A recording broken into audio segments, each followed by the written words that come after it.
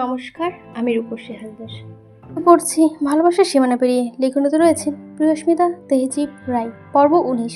প্রণয়ের রেলিংয়ে দাঁড়িয়ে একদৃষ্টিতে তার প্রাণটার দিকে চেয়ে রয়েছে তার নিজস্ব জীবনের একমাত্র সুখ, প্রিয়তা। প্রণয় গভীর চিন্তাভাবনায় মগ্ন ছিল। হঠাৎ অনুভব করলো কেউ তার টি শার্ট ধরে টানাটানি করছে। প্রণয় ভ্রু কুঁচকালো, সামনে থেকে নজর সরিয়ে পেছন ফিরে চাইল। তন্ময় কিউট মুখোমুখি করে তার টি শার্টের কণা ধরে টানাটানি করছে। প্রণয় হেসে তন্ময়ের মাথায় কোকড়া চুলগুলো এলোমেলো করে দিয়ে বলল, কি হয়েছে বিচ্ছু? তন্ময় বলল, কোলে নাও বড় দাদান। প্রণয় পুনরায় হেসে তন্ময়কে কোলে তুলে নিয়ে বলল, কি ব্যাপার ছোট্টু, এখনই যাওনি কেন? তন্ময় গাল ফুলিয়ে কাঁদো কাঁদো চোখে প্রণয়ের দিকে তাকিয়ে রইল। প্রণয় ভ্রু কুঁচকে বলল, আবার কি ব্যাপার, নতুন কিছু চাই মনে হচ্ছে? তন্ময় ঝটপট প্রণয় গিয়ে জড়িয়ে ধরল। প্রণয় বলল, গতিক তো সুবিধা নয়, কি চাই বলো? তন্ময় ধীরে ধীরে বলল, বললে তুমি বকবে না তো দাদান? প্রণয় হেসে গাল টেনে দিয়ে বলল, আমাদের ছোট্ট কর্তার কি আমি বকতে পারি? বল কি চাই? তন্ময় একটু সাহস জড়িয়ে প্রণয়ের বা গালে টুপ করে আরেকটা চুমু খেয়ে বলল, তুমি আর বড়বাবুও আমাদের সাথে চলো না দাদান, অনেক মজা হবে। প্রণয়ের মুখের হাসি মিলিয়ে গেল, সেখানে খানিকটা গম্ভীরতা এসে ভর করলো। তবুও আগের মতোই স্বাভাবিক গলায় বলল, আমার কাজ আছে বাচ্চা, তুই তোর বড় আপুকে নিয়ে যা। তন্ময় এবার আরেকটু দুঃখী মুখ করে বলল, তোমাকে ছাড়া যাবে না দাদান, ওরা সুযোগ পেলেই আমার মান সম্মান শেষ করে দেয়। প্রণয় ভাবলো, এতটুকু ছেলের আবার মান সম্মান, সে হাসবে না কাঁদবে বুঝতে পারলো না। প্রণয় সব ভাবতে ভাবতে তন্ময়ের ডান গালে আরেকটা চুমু খেয়ে বলল, ও দাদান চলো না। প্রণয় হাসলো, চশমার কোণা ঠিক করে দিয়ে বলল, বাচ্চা আমার কাজ আছে, না হলে যেতাম, জেদ করে না, তোর আপুকে নিয়ে যা। তন্ময় মুখ ছোট করে ফেললো, তার নাক ফুলে উঠেছে। তার ছোট্ট সব যে ভাই বোনগুলো রয়েছে তা আজ তো এক একটা শয়তানের নাতি নাতনি, সুযোগ পেলে তাকে নিয়ে মজা করে। তাই ওই বেয়াদবগুলোকে সে মোটেই পছন্দ করে না। তবে বড় দাদান, মেজো দাদানের বড় আপু তাকে অনেক ভালোবাসে, তাই সে তাদের খুব ভালোবাসে। এই জন্যই সে সবার সঙ্গে যেতে চাইছে। প্রণয় দেখল তন্ময় ভালোভাবে নাক ভাব এমন যেন কেঁদেই দেবে। কয়েক সেকেন্ড গড়ানোর আগেই প্রণয়ের ভাবনাকে সত্যি প্রমাণ করে দিল তন্ময়, ভ্যাঁ করে কেঁদে দিল। আর একবার যদি তন্ময় নিজের মাইক ফাটানো শুরু করে তবে শিকদার বাড়ি না কাঁপানো পর্যন্ত থামে না। প্রণয় সান্ত্বনা দিয়ে আদর করে বলল, জেদ করে না ভাই।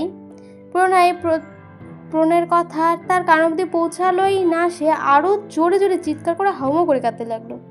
প্রণয় পড়ল ফ্যাসাদে, পুনরায় সান্ত্বনা দিয়ে বলল, চুপ কর ভাই, কাঁদিস না।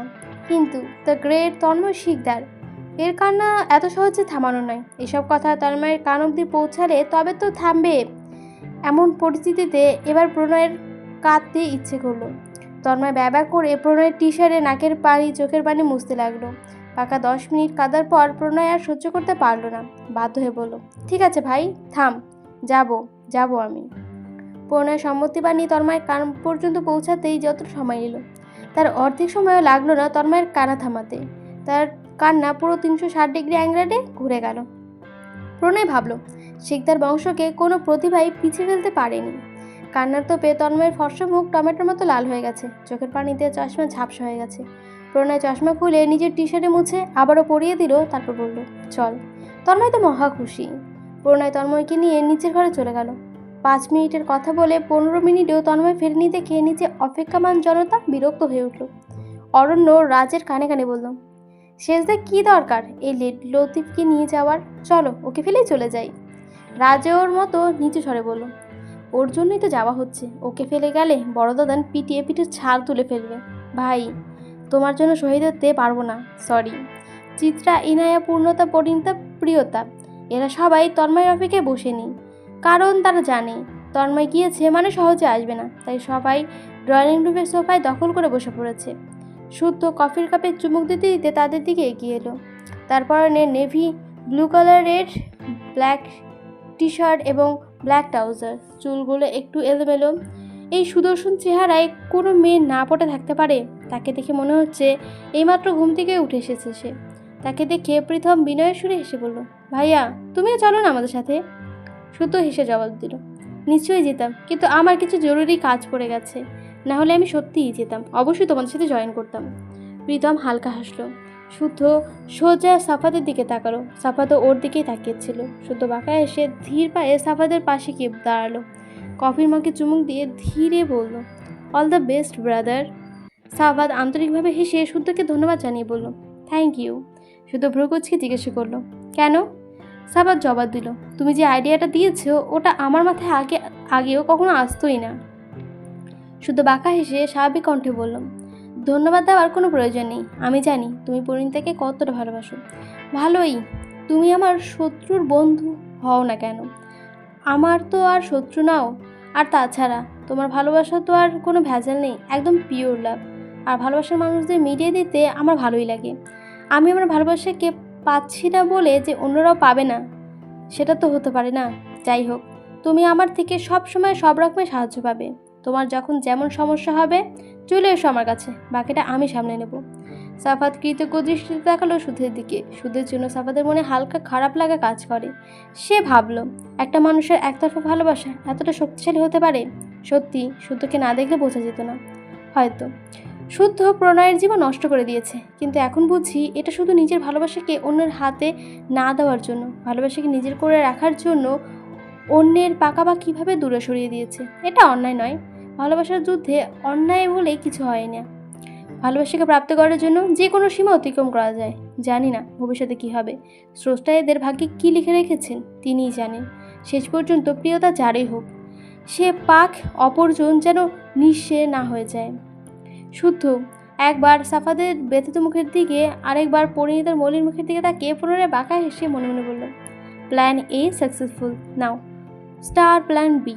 শুদ্ধ একবার শান্ত দৃষ্টিতে মাথা ঘুরিয়ে পেছনে সোফায় বসে থাকা শুভ্র সুন্দর নারীর দিকে তাকালো। কয়েক সেকেন্ডের পর চোখ নামিয়ে নিয়ে নিজের সবার উদ্দেশ্যে বলল, wish you all the best guys, enjoy. বলে সিঁড়ি বেয়ে 4 তলায় চলে গেল। কেটে গেছে আরও 10 মিনিট। সমুদ্র আর ধৈর্য ধরতে পারল না। বিরক্ত হয়ে প্রীতমকে বলল, মেজে দাদান, আর 2 মিনিট দেখবো, এরপরে যদি না আসে তাহলে ফেলেই চলে যাব। তুমি কিন্তু কিচ্ছু বলতে পারবে না। প্রীতম শান্ত গলায় বলল, এত কম ধৈর্য কেন তোর? তার কথা শেষ হওয়ার আগে প্রীতম সিঁড়ির দিকে তাকিয়ে চুপ হয়ে গেল। প্রীতমকে চুপ হয়ে যেতে দেখে সমুদ্র ওর দৃষ্টি অনুসরণ করে পেছনের সিঁড়ির দিকে তাকালো। প্রণয় আর তন্ময় নেমে আসছে। তন্ময়ের চোখে মুখে প্রবল উত্তেজনা, আনন্দ উচ্ছ্বাসের চাপা স্পষ্ট ভাব। তন্ময়ের কথার স্বর শুনে মেয়েরাও চলে এসেছে। প্রিয়তার সামনে আসতেই তার হৃদয়স্পন্দন থমকে গেল। নয়ন স্থির হয়ে গেল এক নিষিদ্ধ পুরুষের ওপর।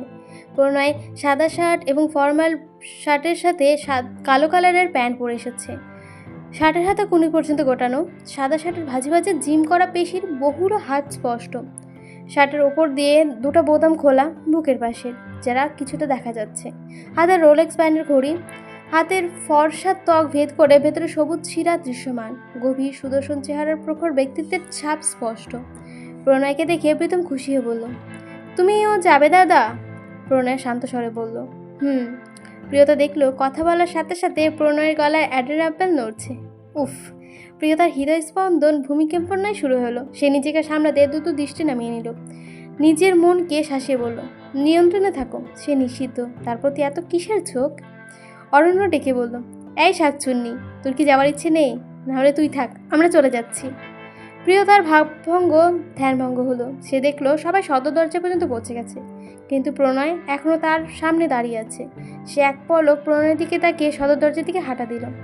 প্রণয় তার বোকা হরিণী চোখের গভীরতা মেপে হাসল। 3টি গাড়ি নেওয়া হয়েছে। প্রথম গাড়িতে প্রীতম, প্রেম, প্রণয়, অরণ্য।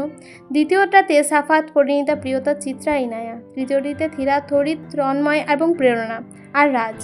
সাফাত গাড়িতে উঠতে প্রিয়তা কানে কানে ফিসফিস করে বলল, শর্তের কথা মনে আছে তো ফুলপরি?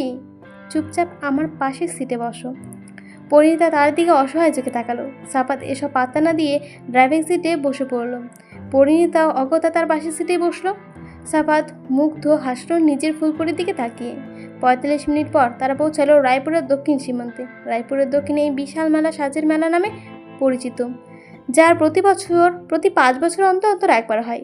এই মেলার মাঠ প্রায় 160 স্কোয়ার ফিট জায়গা জুড়ে বিস্তৃত, আরও বড় হতেও পারে।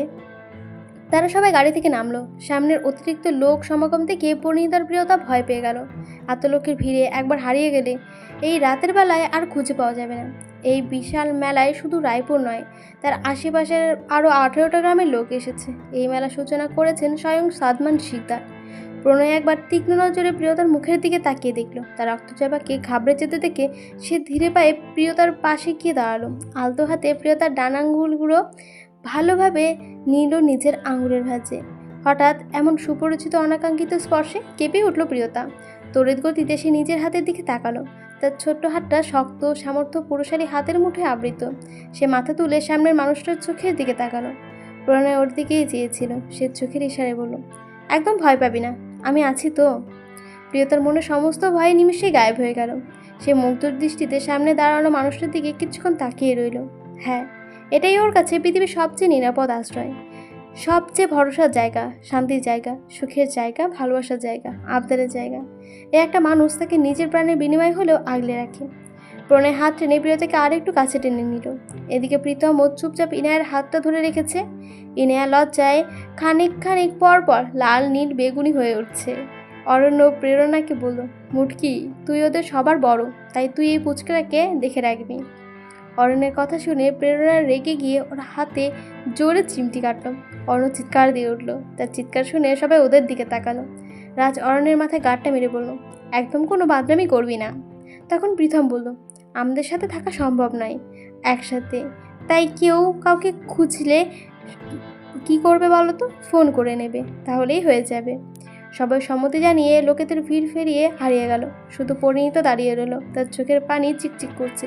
মনে পড়লো কিছুক্ষণ আগের কথা। সে কত কিছুই না বুঝিয়ে সুঝিয়ে আবিরকে রাজি করিয়েছিল এই মেলায় একসঙ্গে ঘুরতে আসার জন্য।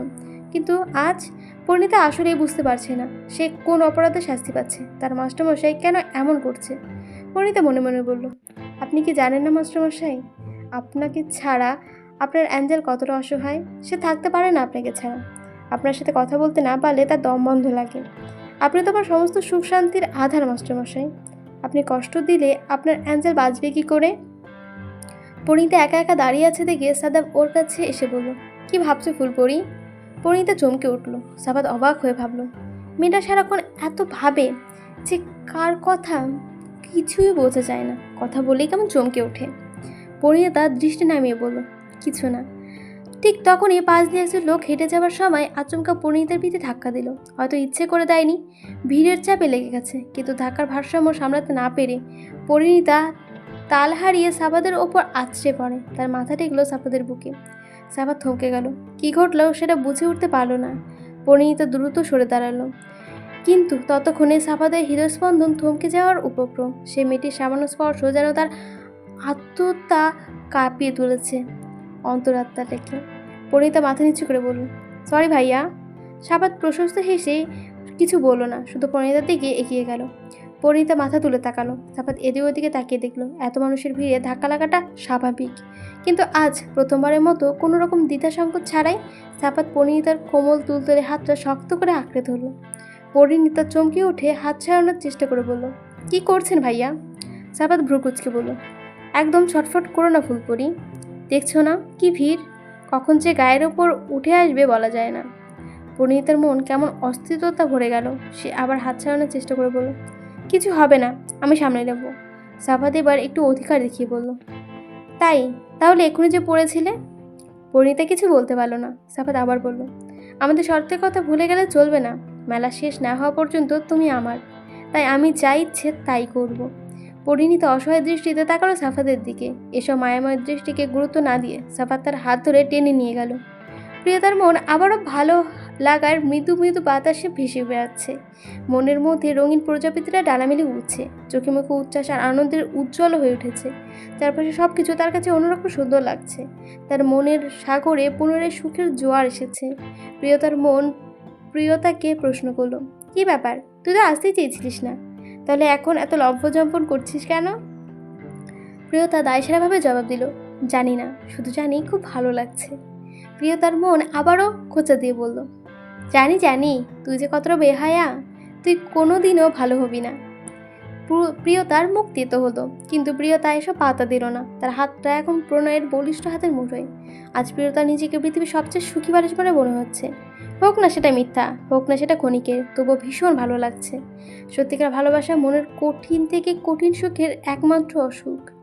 কাউকে যখন কেউ ভালোবাসার সকল সীমানা পেরিয়ে তীব্রভাবে চায় আর তাকে পায় না বা হারিয়ে ফেলে, সেই মানুষগুলো সে হারিয়ে যাওয়া ভালোবাসার জন্য কাঙ্গাল হয়ে যায়। তীব্র আসক্তির দহনে জ্বলতে থাকে প্রতিনিয়ত। প্রিয়তরও বর্তমানে সেই অবস্থা। প্রণয় মুগ্ধ চোখে দেখছে তার রক্তচোবার দিকে। আজ কতদিন পর আবারও তাকে এইভাবে প্রাণ খুলে হাসতে দেখল।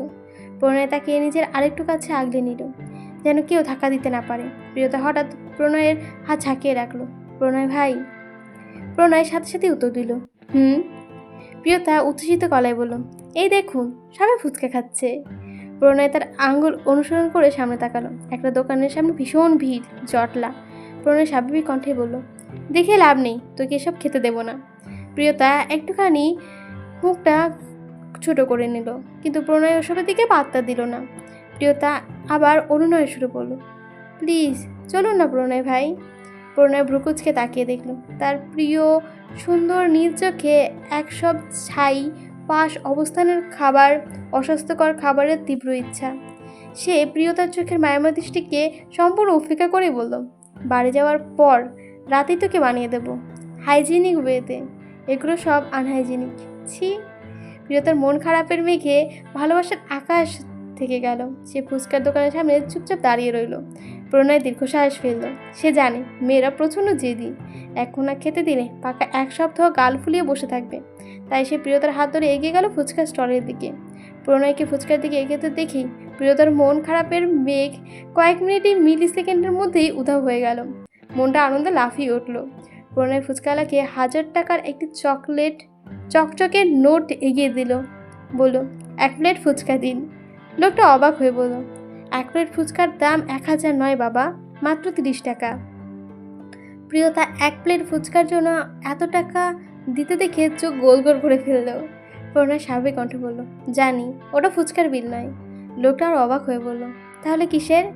প্রণয় আগের মতোই গম্ভীর স্বরে বলল, আপনি ভালো করে হ্যান্ড ওয়াশ করে হাত ধুয়ে, হাত স্যানিটাইজার করে, গ্লাভস পরে, সম্পূর্ণ অন্য রকম পরিষ্কার পাত্রে পরিষ্কার পরিচ্ছন্নভাবে কম ঝাল দিয়ে 1 প্লেট ফুচকা বানিয়ে দিন। প্রিয়তা আর ফুচকালা দুজনেই হা করে প্রণয়ের দিকে তাকিয়ে রইল। প্রিয়তা অবাক কণ্ঠে বলল, এত ঝামেলা করার দরকার কি? অন্যরা তো খাচ্ছি নাকি?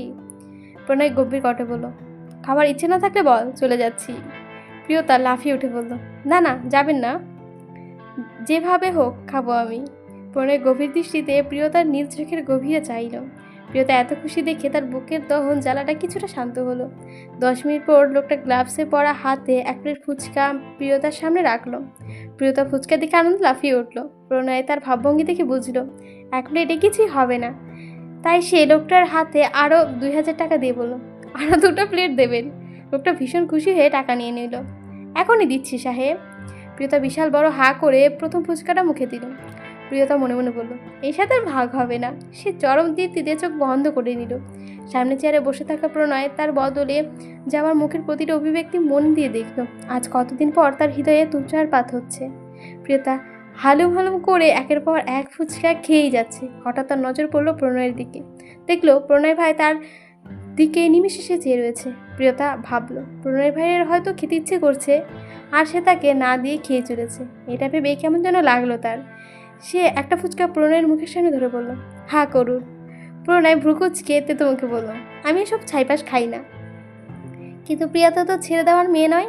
সে জেদ করে বলল, প্লিজ একটা ট্রাই করে তো দেখুন, এত মজা, একটা খেলে ফ্যান হয়ে যাবেন। প্রণয় শীতল দৃষ্টিতে উচ্ছ্বাসিত প্রিয়তার মুখের দিকে তাকিয়ে ধীরে হা করলো। প্রিয়তা খুশিতে আত্মহারা হয়ে প্রণয়কে একটা ফুচকা খাইয়ে দিয়ে জিজ্ঞাসা করলো, ভালো না? প্রণয় গিলে শান্ত স্বরে বলল, ভালো। প্রিয়তা খুশি হয়ে বলল, আরেকটা দেবো? কিন্তু এবার প্রণয় স্পষ্ট জানিয়ে দিল, আমি এসব খাই না, তুই খা। প্রিয়তা আর সাধ্য না, এই ব্যাটা যে একটা খেয়েছে এটাই অনেক। প্রিয়তা 3 নম্বর প্লেটের ফুচকা শেষ করে মুখে পড়তে তার নজর আটকালো পাশে টেবিলের দিকে। সেখানে 20 থেকে 22 বছরের 7-8 জন ছেলে মেয়ে বসে ফুচকা খাচ্ছে। আসলে খাওয়ার নাম করে তারা প্রণয়কে চোখ দিয়ে গিলে খাচ্ছে। একজন আরেকজনকে গুদা মেরে কিছু একটা বলছে। প্রণয় সেদিকে এসব লক্ষ্য করেনি, কিন্তু প্রিয়তা ঠিকই বুঝতে পেরেছে। ছেলেরা না বুঝুক, মেয়েদের মুখ দেখেই মন পড়ে নিতে পারে। ভীষণ হিংসে জ্বলে উঠল প্রিয়তা। হোক না পুরুষটা নিষিদ্ধ, তাই বলে এতগুলো মেয়ে হা করে তাকিয়ে থাকবে? বিদ্যুৎ বেগে উঠে দাঁড়ালো প্রিয়তা। প্রণয় অবাক হয়ে উত্তেজিত স্বরে জিজ্ঞাসা করলো, কি হয়েছে? ঝাল লেগেছে? পানি খাবি? আইসক্রিম খাবি? কিন্তু প্রিয়তা এসবের কোনো পাত্তা দিল না। সে নিজে প্রণয়ের আঙ্গুলের মাঝে আঙ্গুল গুজে শক্তভাবে বলল, খাওয়া শেষ, চলুন এখান থেকে। প্রণয় কিছু বলতে চাইল, কিন্তু প্রিয়তা কিছু শুনল না। টেনে নিয়ে চলে গেল সেখান থেকে। প্রণয়কে চলে যেতে দেখে মেয়েগুলো মুখ চুপসে গেল।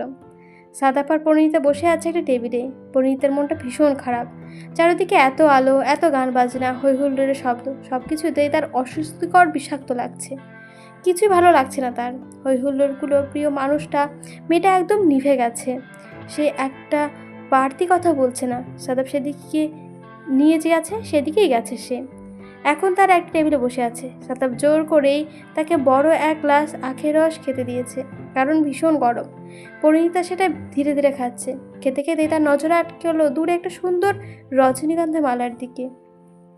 রজনীগন্ধা আবিদের প্রিয় ফুল। আবিদ তাকে প্রায় একটা করে ফুলের মালা কিনে নেয়, তার হাতের মধ্যে দেয় কিংবা চুলের মধ্যে পরিয়ে দেয়। মালাটার দিকে তাকিয়ে তার আবার বুক ভেঙে কান্না আসছে। সাদা পরিণীতার দৃষ্টি লক্ষ্য করে সেও সেদিকে তাকালো। পরিণীতা এক দৃষ্টিতে দূরে রজনীগন্ধার মালাটার দিকেই খুব মনোযোগ দিয়ে দেখছে। সাদাফের মনে হলো হয়তো পরিণীতার হয়তো মালাটা খুব পছন্দ হয়েছে, তাই সে পরিণীতাকে নিয়ে উঠে দাঁড়ালো। আখের রসের বিল মিটিয়ে পরিণীতার হাত ধরে তুলল। মাধ্যমে এটার মতো পরিণীতা উঠে পড়ল। সাদাফ হেসে তাকে জিজ্ঞাসা করলো, ফুলপরি, রজনীগন্ধা তোমার খুব পছন্দ তাই না? পরিণীতা অবাক চোখে তাকালো। না, রজনীগন্ধা তার প্রিয় ফুল ছিল না, কিন্তু যেদিন থেকে সে জেনেছে তার প্রিয় মানুষের প্রিয় ফুল রজনীগন্ধা, সেদিন থেকেই রজনীগন্ধা তার সবচেয়ে প্রিয় ফুল। তার যা কিছু প্রিয় সব কিছুই পরিণীতা নিজের প্রিয় বানিয়েছে। পরিণীতা মাথা নেড়ে সম্মতি জানালো। হাসলো সাদাফ। পরিণীতা থেকে নিয়ে এসে ফুলের দোকানের সামনে গিয়ে দাঁড়ালো। সাদাফ লোকটার কাছ থেকে মালাটা কিনে নিল। লোকটা রসিকতা সুরে বলল, খুব সুন্দর মানাইছে মামা। মামি তো মাশাআল্লাহ, চাঁদের লাগান সুন্দর। লজ্জা পেল সাদাফ। বিব্রত বোধ করলো পরিণীতা। সাদাফ ফুলের দাম দেওয়ার সঙ্গে লোকটা অতিরিক্ত 100 টাকা টিপস দিল। পরিণীতা জিজ্ঞাসা করল, এটা কেন নিয়েছে সাদাফ ভাই? সাদাফ স্বাভাবিক কণ্ঠে বলল, আমার ফুলপরির জন্য। সাদাফের বলা ধরন দেখে কেঁপে উঠল পরিণীতা। সে সোজা সাদাফের চোখের গভীরে তাকিয়ে মনে মনে ভাবল, সাদাফ ভাই কি কোনোভাবে আমাকে পছন্দ করেন? সঙ্গে সঙ্গে তার মন থেকে তীব্র বিরোধিতা আসলো। মন চেঁচিয়ে বলল, কি বলছিস? মাথা ঠিক আছে তোর? তোকে সে ছোট্ট বোনের নজরে দেখে, তাই হয়তো এমন বলছে। পরিণীতা তো তাই বিশ্বাস করলো। ব্যাপারটা নিয়ে বেশি ঘাটালো না। সাদা পরিণীতার পেছনে গিয়ে দাঁড়ালো। পরিণীতাকে অবাক হলো। সাদা পরিণীতার চুলে হাত দিয়ে দিতে গিয়েই কাঁধে একটু ছোঁয়া লেগে যায়। প্রিয়তমার ছোঁয়াতে সে নিজেই কেঁপে উঠল। পরিণীতা সরে যাওয়ার চেষ্টা করে বলল, কি করছেন সাদা ভাই? সাদা পরিণীতা 2 হাতের বাহু ধরে আটকে দৃঢ় কণ্ঠে বলল, আমার যা ইচ্ছে, কারণ মেলা শেষ না হওয়া পর্যন্ত তুমি আমার, তাই আমি যা ইচ্ছে তাই করব। চুপ হয়ে গেল পরিণীতা। সাদাব যত্ন সহকারে মালাটা পরিণীতার দ্বিগলকে সে পরিয়ে দিল। এতে মেয়েটার সৌন্দর্য যেন কয়েক গুণ বৃদ্ধি পেয়ে গেছে। মনে মনে সাদাব তার হবু বউয়ের প্রশংসা করে বলল, মাশাআল্লাহ। সাদাব সামনে এসে আবারও পরিণীতার হাত ধরে এগিয়ে চলল। ওরা চলে যেতে বেরিয়ে এলো আবিদ। সে একটু দূরেই দাঁড়িয়েছিল। আবিদকে দেখে মোটেও সুস্থ বলে মনে হচ্ছে না। এই জমকালো পরিবেশের সামনে তাকে বড়ই ফিকে ফিকে লাগছে, বড়ই মেবানা লাগছে। গায়ে সস্তা রং চটা একটা টি শার্ট, চুলগুলো এলোমেলো, শ্যামসুন্দর সুদর্শন মুখে মলিনতার পাহাড়, 2 হাতে ব্যান্ডেজ, চোখ দুটো কটকটে লাল। এক কথায় ভয়ঙ্কর অসুস্থ লাগছে আবিদকে। পরিণীতা 6 ঘন্টায় নিজের হাল খারাপ করে ফেলেছিল, আর আবিদ 13 ঘন্টায় নিজের হালত দেখার অবস্থায় রাখেনি। আজ দুপুরে আর সহ্য করতে না পেরে সে পরিণীতাকে ফোন করেছিল, শুধুমাত্র প্রিয়তমার একটু কণ্ঠস্বর শোনার জন্য। নিজের জানটাকে সে নিজের হাতে কত জোরেই না আঘাত করেছে, আর সে আঘাত করা হাতটাকে সে শাস্তি দিয়েছে। কিন্তু পরিণীতা যখন ফোনটা রিসিভ করে বিলাপ করে কাঁদছিল, তখন আর আবিদ নিজেকে ধরে রাখতে পারেনি। ক্ষমা করে দিয়েছিল তার হ্যান্ডেলকে। ফোনটা কেটে ভেবেছিল আজ রাতে সে জিজ্ঞাসা করবে কেন পরিণীতা সেই লোকটার ওভাবে জড়িয়ে ধরেছিল। সে তো এমন নয়, নিজের খারাপ ব্যবহারের জন্য ক্ষমা চেয়ে নেবে, পরিণীতা দেওয়া আর কথা রাখবে, একসঙ্গে আজকে ঘুরবে তারা। কিন্তু শিকদার বাড়ির কাজের লোকের কাছ থেকে জানতে পেরেছে আজ শিকদাররা সবাই এই মেলায় আসবে, তার মানে পরিণীতাও আসবে। তাই সে সোজা এখানে চলে এসেছে। অসুস্থ শরীর নিয়েও সে অনেক কষ্টে নিজের আঞ্জিলকে খুঁজে বের করেছিল, কিন্তু তার সঙ্গে পুনরায় কাল রাতে সে যুবককে দেখে তার পদযুগল থমকে গিয়েছিল। হৃদয়স্পন্দন যেন তার কাজ করার ক্ষমতা হারিয়ে ফেলেছিল। সে লুকিয়ে পড়েছিল আড়ালে, সব কিছু দেখার জন্য। কাল রাতের দৃশ্যটা ভুল হতে পারে, কিন্তু আজকের দৃশ্যটা কিছুতেই ভুল হতে পারে না। লোকটা পরিণীতার হাত ধরেছে, কেউ তার পরীকে অনবরত ছুঁয়ে দিচ্ছে। এটা দেখে আবেদের মনে হচ্ছিল কেউ তার কলিজাটা নৃশংসভাবে ছিঁড়ে নিচ্ছে। সবশেষে দোকানদারের ওই কথাটা আর লোকটাকে পরম যত্নে তার অ্যাঞ্জেলের চুলে মালা পরতে দেখে এখন আর তার সংশয় নেই। আবেদের হৃদয়ে যন্ত্রণা 1000 গুণ বেশি হয়ে গেল। নিঃশ্বাস নিতে পারছে না মনে হচ্ছে, জানটা বুঝি এখনই বেরিয়ে যাবে। আবেদ এক দৃষ্টিতে দুজনে গমনপথের দিকে চেয়ে রইল। কিছুক্ষণ দূরে সরল। দোকানদাররা ঠিকই বলেছিল, ওদের দুজনকে খুব মানিয়েছে। লোকটা নিশ্চয়ই অনেক বড় লোক, শিকদারদের সবার সমানেই হবে কেউ। সে সেই লোকটার চোখে তার পরিণতার জন্য স্পষ্ট আকাশ পরিমাণ ভালোবাসা দেখেছে, যা মিথ্যে নয়। তার মানে কাল রাতের ঘটনা মিথ্যে ছিল না। আবির নিজের হাঁটুতে বল পাচ্ছে না। সে ধীরে পায়ে হাঁটতে হাঁটতে মাঠের পাশে বড় নদীর তীরে গিয়ে ধপ করে বালির ওপরে শুয়ে পড়ল। তার চোখে দুই পাশে ভেসে উঠেছে অবিরাম গড়িয়ে পড়া নোনা জলের স্রোত। আজ তার রাগটা কোথাও চাপা পড়ে গেছে, তার প্রাণের কোথাও প্রিয়তমাকে হারানোর ব্যথা করছে। সে সহ্য করতে পারছে না তার এই তীব্র যন্ত্রণা। সে গায়ের সমস্ত জোর লাগিয়ে চিৎকার করে উঠল। আজ আর কেন জানি কোনো প্রকার জেদ হচ্ছে না, রাগ হচ্ছে না, তেমন তীব্র অসহ্য যন্ত্রণা। বুকের বাপাসটা অবশ হয়ে যাচ্ছে। সে মোটো বাঁচতে পারবে না তার অ্যাঞ্জেলকে ছাড়া। আর এটা শুধুমাত্র মুখের কথা নয়। সে কোনো রকম ভাঙা ভাঙা গলায় বলতে লাগলো, কেন আমার সঙ্গে এমন ছলনা করলে অ্যাঞ্জেল? আমি তো তোমার কাছে যাইনি, আমি তো তোমাকে ভালোবাসতে চাইনি। আমি তো জানতাম আমাদের ব্যবধান আকাশ পাতাল। আমি তো জানতাম তেল আর জল কখনো এক হয় না। কিন্তু তুমি তো আমার কাছে এসে তোমাকে ভালোবাসতে বাধ্য করেছিলে। তবে এখন কেন মহাসমুদ্রে হাতটা ছেড়ে দিলে? তুমি তো কথা দিয়েছিলে অ্যাঞ্জেল, শেষ নিঃশ্বাস পর্যন্ত আমার হাত ছাড়বে না, সারা জীবন আমার হয়ে থাকবে। তবে আজ এত সহজে ভুলে গেলে? আমি জানি আমি তোমার যোগ্য ছিলাম না, তবুও তো তোমাকে আমার সবটা দিয়ে নিজেকে উজাড় করে ভালোবেসেছিলাম। তাহলে তুমি কিসের প্রতিশোধ নিলে? কি জন্য আমাকে নিঃস্ব করে দিলে প্রিয়তমা? কেন ছলনা করলে? আমি যে তোমাকে এক সেকেন্ড অন্যের পাশে সহ্য করতে পারবো না, কিছুতেই পারবো না। আমি ভীষণ ভালোবাসি তোমাকে অ্যাঞ্জেল। পৃথিবীর যেই তোমাকে যতটুকু ভালোবাসুক, আমার মতো করে কেউ চেষ্টা করলে ভালোবাসতে পারবে না। এসব বিড়বিড় করতে করতে সে চাঁদের আর ওই চিকচিক করা বালির ওপর নিস্তেজ হয়ে পড়ে রইল। তার এই তীব্র আহাজারি, এই নিঃশ্রুতির রাত ছাড়া কেউ দেখল না, কেউ শুনল না। পর্বটা এখানে শেষ হয়ে গেছে। কেমন হচ্ছে অবশ্যই জানাবেন। ভালো লাগলে অবশ্যই লাইক, কমেন্ট এবং সাবস্ক্রাইব করে দেবেন। আসছে আজকে, ধন্যবাদ।